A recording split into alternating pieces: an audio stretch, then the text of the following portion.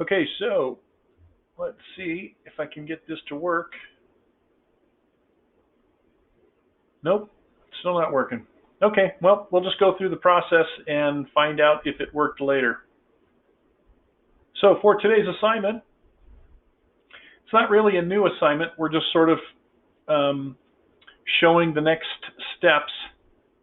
Oh, it looks like the video worked. Let's see if this one's working.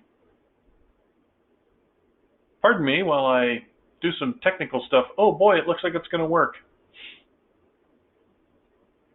Okay, so these two videos, oh, I probably should have added the photos too. These two videos show you the process that I go through when I'm thinking about drawing a cartoon. And in this case, as I said yesterday, I decided to go back through and do a butterfly instead of doing an owl because I think it's going to be a little more of a challenge for me to do that. So, big word, anthropomorphizing. To anthropomorphize a butterfly, which will make it an anthropomorphic butterfly. Both of those words basically mean I'm giving human characteristics to a butterfly. I also put a link down here just as another example that you're probably all familiar with, and something I need to research because this person does not work for Disney, but they're selling Disney products. And this is on Etsy. So this particular person, Cuts of Magic, creates stencils for people to download and cut out in one of those vinyl cutting machines, which, if I haven't mentioned, by the way, I own one. And so we're going to be able to do this with our stuff as soon as we get back into the classroom. But this person has gone through, and you can see, oh my gosh, she's got 20 pages. I'm assuming it's a she, because I haven't seen the person or contacted the person, but Chip and Dale, Disney stuff. So she's selling, he or she is selling all of this stuff that you can download and cut from vinyl. And she's got 20 pages of stuff for sale. Anyway, so anthropomorphizing, here's an anthropomorphic duck, better known as Donald and Daisy. So, sorry, I got off on a different tangent there. Getting back to the assignment. So we're just going to continue to draw our totem animals. And let me share this with you because one of the things I've been noticing is there's a lot of students who have not turned in artwork. I'm going to figure out how to sign on as a student and do a video that shows how to upload it to a Google Classroom assignment. If you didn't do a website because maybe the technology of the website was a bit much for you to understand, or if you ran out of time, or if you were focused on other classes or whatever, do me a favor and go into the assignments. You can put them all on this one if you'd like, but upload your artwork to this assignment. I, from the very beginning, showed you the process of creating a Google slideshow or providing you with a Google slideshow. I'm just going to go to Trojan Art just as an example. You can always go to Trojan Art and click on this link to show you what the expectations are. But basically, if you haven't gone through and done this process and added these photos, you can do them either in Google Classroom, or my preference would be adding them to a slideshow called Doodles on your website. And I think it's right about here. Nope. There it is. Okay, so this is the process I've been teaching you, uploading your images to a Google slideshow, which is embedded in your Google Drive. You can see from here, and you can watch the video and see how I developed this. This is kind of a combination of a real drawing and a cartoon drawing, and this is the process of making an anthropomorphic butterfly. One of the things I mentioned is they have what's called a proboscis, which on a human face, that would be your nose. In this case, the butterfly, a real butterfly doesn't actually have a mouth. It feeds and breathes through its proboscis. In any event, so I started anthropomorphizing this butterfly, and you can see sort of the things that I was thinking here with the segmented legs and so forth. And then I decided to change them into hands and feet in this part of the process. The other thing is, I think in the video I showed you how to create a hyperlink. So this hyperlink actually goes to my cartoon butterfly drawing step by step in black and white. Here's how I did that. If you want to copy and paste this, or just click on my link and change butterfly to, for instance, goat. I don't know if the goat is one of the, let's do cat instead. Cartoon cat drawing step by step. So rather than trying to do it step by step with all these colors, oh, that's a really cute one. Look at that one. He's not in a very good mood. If you click on Tools, and then click on Color and select black and white, now you'll just see black and white drawings of cats. And look at how simple some of these are. That one starts off with a rectangle and ends up with this cat right here. That one doesn't really do step by step, but my point is, when you do, if you use my link from my sample website right here, all you have to do on the search is change this animal.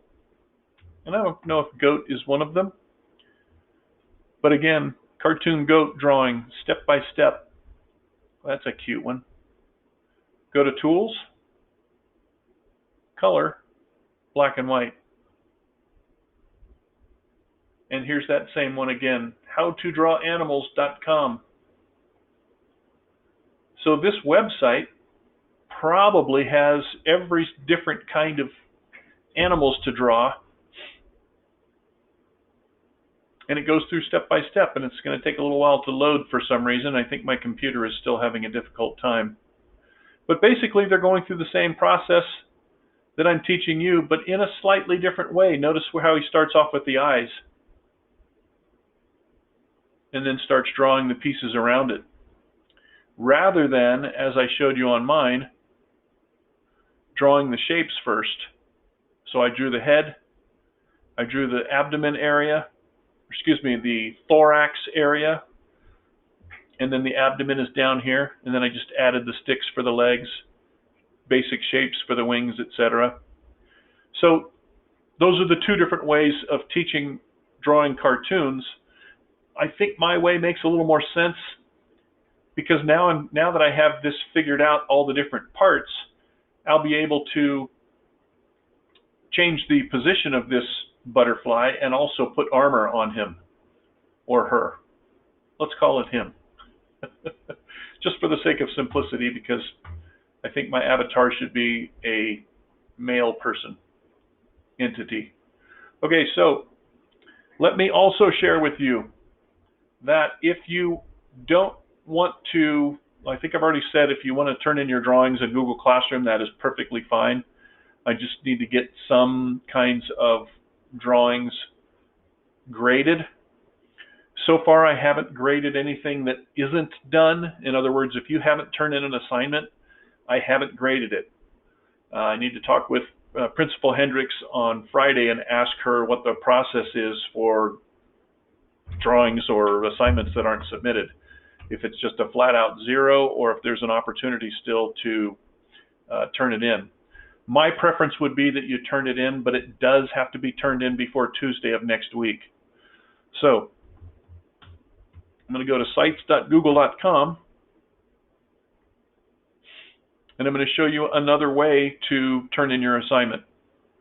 So if you haven't figured out how to do the Google slideshow, but would rather create a page on your website for your drawings, here's the way you would do that. And let me delete this page because I created it for my last class.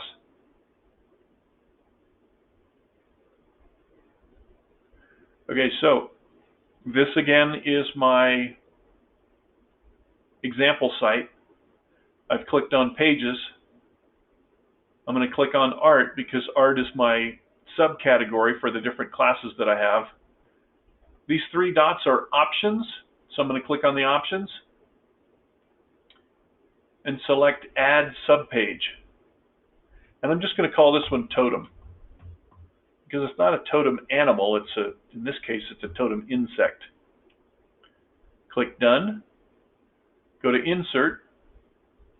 You can either click Images here, or if you double click in the center of this white area and click on Images, my recent files is Butterfly Step 1. Do that again for Butterfly Step 2.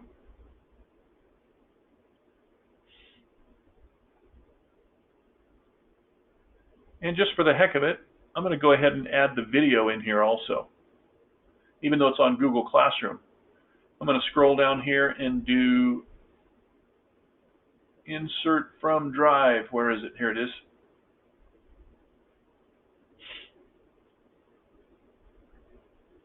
Recent. So again, these are on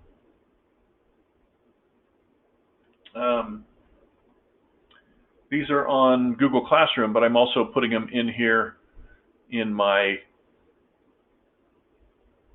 on my Google slideshow, or excuse me, directly on my website. Let me do that again for the second one. And I'm not sure why it's squeezing these, so I'm stretching these out a bit. And I'll probably put descriptions on here also. Make sure when you do this, if you do it this way, to click Publish and Publish again. So while that's publishing, let me check the chat to see if there's any questions. So just as a review, those are three ways that you can turn your work into me. As I said, I still need to check with Principal Hendricks to find out how I can continue to receive artwork and how I can grade artwork that hasn't been turned in. I'm not sure if you can get an incomplete in this class or not, and then kind of do it later. I'm not sure how all that stuff works, but because of COVID, we're trying to figure out new ways to get you, to succeed in our classes. So I am going to stop recording, and I don't know if all of that stuff's still recording.